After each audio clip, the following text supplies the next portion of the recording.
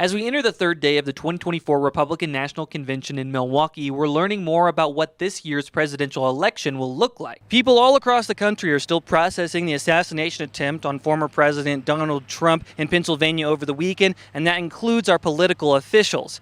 3 Wyoming Republican delegates took a moment from the Republican National Convention in Milwaukee to talk to us about their emotions. Wyoming GOP Chairman Frank Ethorn spoke about what Wyoming delegates were feeling after this weekend's events. Wyoming is fired up.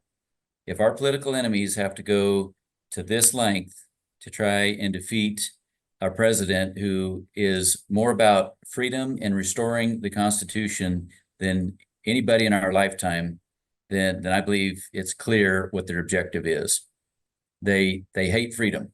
Nina Weber, the GOP National Committee woman for the Cowboy State, said the feeling was that of shock and sorrow. People were upset, some were crying, some were shaking, lots of prayer going on. What a lot of people were saying was he's a fighter, and when he raised his fist and said, fight, fight, fight, that's all we need here.